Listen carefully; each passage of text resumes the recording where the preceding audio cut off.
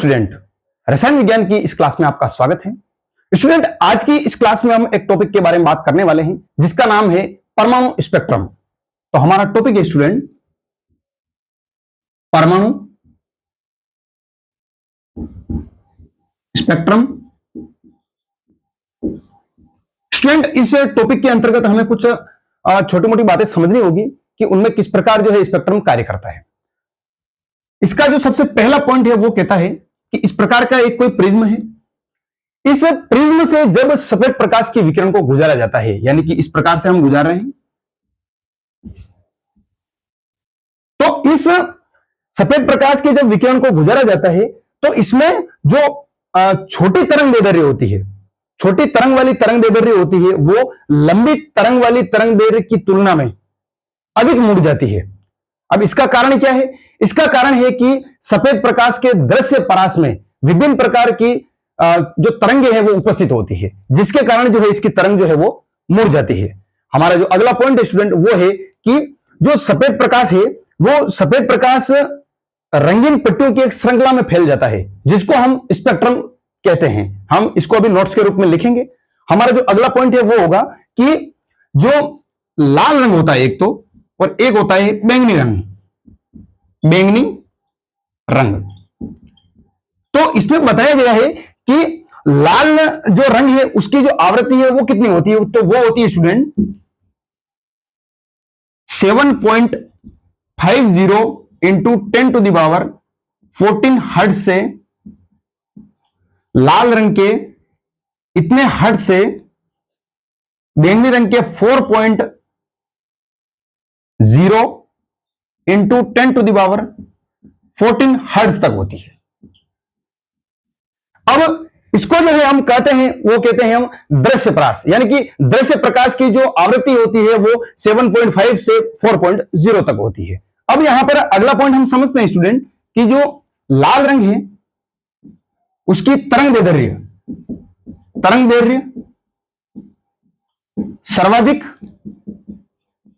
जैसा कि हमने अभी लिखा है, लेकिन विचलन जो होता है स्टूडेंट इसका वो कम होता है। ठीक विपरीत हम लिखेंगे स्टूडेंट कि जो बैंगनी रंग होता है, बैंगनी तरंग दैर्ध्य, बैंगनी रंग वाली तरंग दैर्ध्य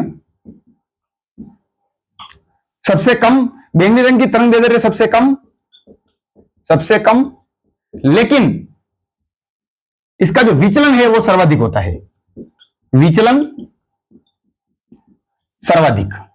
अब यहां पर हमें समझने की एक बात मिलती है कि जैसा कि हमने अभी 7.50 यानी कि लाल रंग की जो तरंग दैर्ध्य है, यानी कि आवृत्ति है वो 7.5 से बैंगनी रंग के 4.0 तक होती है, तो इसको हम सतत स्पेक्ट्रम कहते हैं। अब सतत स्पेक्ट्रम क्यों कहते हैं? क्योंकि इसमें जैसा कि आप देख पा रहे हैं कि ये लाल रंग की पट्टी है और ये बैंगनी रंग की पट्टी है, तो ये पट्टियां कुछ इस प्रकार व्यवस्थित होती है कि लाल वाली बैंगनी में तथा बैंगनी वाली लाल में व्यवस्थित होती है, जिसके कारण इनको सतत स्पेक्ट्रम हम कहते हैं। अब इसका स्पेक्ट्रम का सबसे अच्छा उदाहरण हमें प्रकृति में देखने को मिलता है कि आसमान में जब बादल छाए हुए होते हैं तब एक इंद्रधनुष बनता है, यानी कि जब बारिश के समय पर ज्यादातर देखने को मिलता है इंद्रधनुष, तो उसको इंद्रधनुष जो है वो स्पेक्ट्रम के कारण ही देखने को मिलता है, जिसमें जो 7 रंग जो होते हैं वो एक दूसरे के अंदर जो है मिले हुए होते हैं, जिसके कारण उसको सतत स्पेक्ट्रम हम कहते हैं। अब यहां पर एक अंतिम बिंदु है जिसको समझना बहुत ही जरूरी है आपके लिए स्टूडेंट,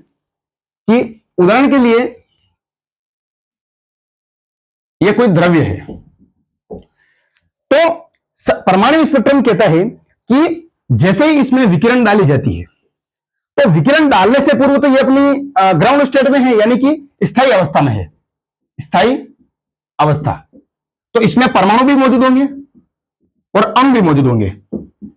हाँ, अणु के अंदर परमाणु मौजूद होंगे, लेकिन हमको समझने के लिए इस बात को लिखना होगा, अणु दोनों मौजूद होंगे। तो जैसे ही हम वैद्युत चुंबकीय विकिरण को डालेंगे तो ये परमाणु जो है पहले तो ग्राउंड स्टेट में रहेंगे, स्थायी अवस्था में, तो जैसे ही विकिरण डाला तो ये एक्साइटेड होकर उत्तेजित अवस्था में जाएंगे, उत्तेजित अवस्था में। तो उत्तेजित अवस्था में जब ये होंगे इसको हम ग्राउंड स्टेट भी कह सकते हैं, ग्राउंड स्टेट। तो उत्तेजित अवस्था में जो परमाणु या अणु होंगे वो अस्थायी होंगे। क्या होंगे स्टूडेंट? अस्थायी। जैसा कि हमने स्थायी अवस्था लिखा है तो इसमें स्थायी होंगे। तो ये पुनः स्थायी होने के लिए उत्तेजित अवस्था से स्थायी अवस्था यानी कि निम्न अवस्था में आएंगे। तो जब शुरू में जैसा कि बोला था कि विकिरण पड़ेगी, उत्तेजित अवस्था में जाएंगे तो ये विकिरण को अवशोषित करेंगे, तभी ये उत्तेजित अवस्था में जाएंगे। लेकिन जब उत्तेजित अवस्था से स्थायी अवस्था में आएंगे, क्योंकि इनको स्थायी बनना है, तो इसके लिए विकिरण को उत्सर्जित करेंगे, यानी कि विकिरण को निकालेंगे। तो विकिरण को निकालेंगे तो कौन सी विकिरण निकालेंगे? तो वो निकालेंगे विद्युत चुंबकीय स्पेक्ट्रम के विभिन्न क्षेत्रों में इसकी जो विकिरण है वो उत्सर्जित होगी। अब हम इसको लिखने का प्रयास करेंगे स्टूडेंट। सबसे पहला पॉइंट स्टूडेंट हमारे पास होगा कि सफेद प्रकाश को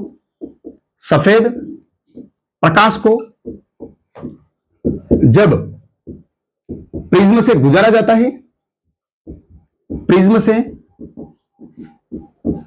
जाता है, तो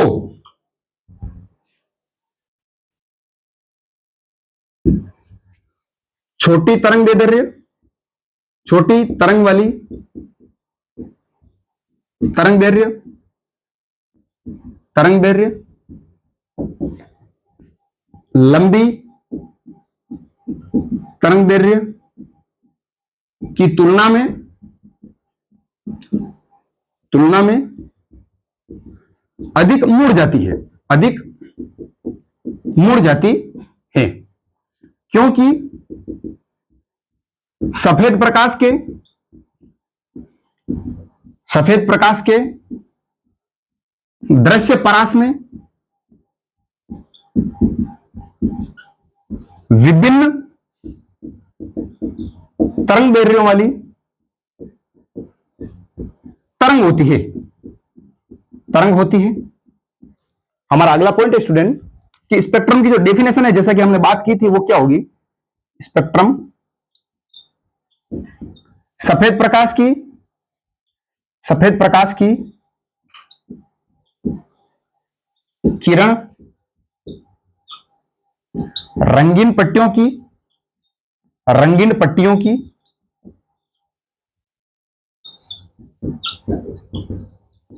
श्रृंखला में फैल जाती है। यानी कि इस प्रकार जो इसमें कुछ पट्टियां होती है, इस प्रकार की पट्टियों में फैल जाती है। इसको हम रंगीन रूप से तो प्रदर्शित नहीं कर सकते क्योंकि हमारे पास व्हाइट बोर्ड है। रंगीन पट्टियों की श्रृंखला में फैल जाती है, जिसे स्पेक्ट्रम कहते हैं। हमारा अगला पॉइंट होगा स्टूडेंट कि लाल रंग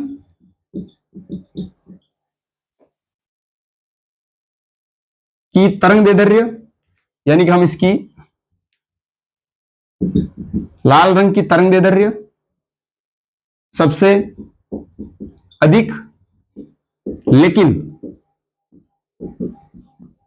विचलन सबसे कम होता है। इसका ठीक विपरीत बैंगनी रंग की तरंग दैर्घ्य सबसे कम, लेकिन इसका विचलन सबसे अधिक होगा। हमारा अगला पॉइंट है स्टूडेंट कि दृश्य प्रकाश की परास कितनी होती है? दृश्य प्रकाश की परास, इसकी परास होती है लाल रंग के 7.50 इंटू 10⁻14 हर्ट्ज से बैंगनी रंग के 4.0 इंटू 10⁻14 हर्ट्ज तक होती है। हमारा अगला पॉइंट है कि इसे सतत स्पेक्ट्रम कहते हैं। दृश्य प्रकाश को स्पेक्ट्रम कहते हैं क्योंकि लाल रंग बैंगनी में तथा बैंगनी रंग लाल में व्यवस्थित होता है, होता है। एक बार आप इसको नोट कीजिए स्टूडेंट, आप स्क्रीनशॉट भी ले सकते हैं इसके साथ में, या आप पॉज करके लिख सकते हैं इसको।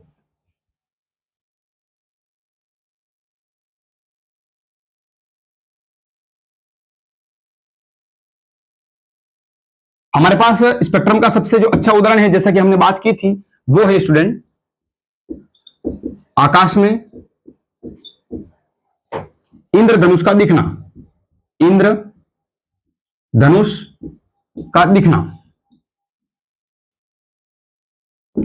स्पेक्ट्रम के कारण होता है।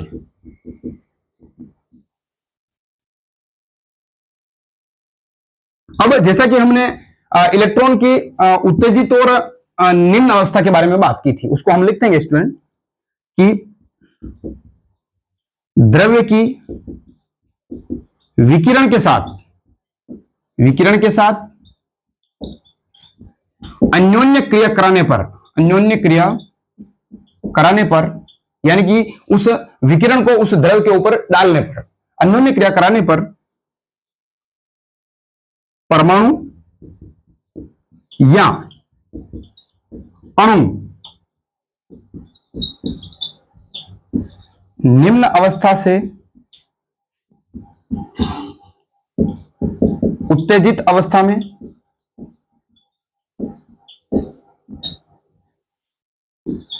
जाते हैं। विकिरण को उस अवशोषित करने पर, विकिरण को अवशोषित करने पर, इसी के साथ हम लिखेंगे कि इस अवस्था में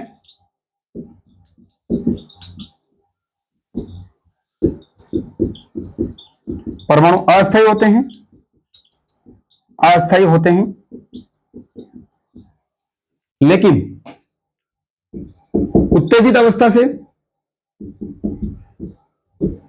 अवस्था से निम्न अवस्था में विकिरण को उत्सर्जित कर स्थायी अवस्था में आते हैं, तब विद्युत चुंबकीय स्पेक्ट्रम के विभिन्न क्षेत्रों में विकिरण उत्सर्जित करते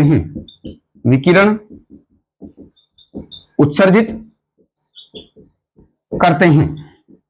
इस प्रकार स्टूडेंट आज की इस क्लास में हमने परमाणु स्पेक्ट्रम के बारे में थोड़ा विस्तारित रूप से पढ़ने का प्रयास किया। इसी प्रकार की और क्लासें देखने के लिए हमारे चैनल को लाइक, सब्सक्राइब और शेयर जरूर करें। धन्यवाद।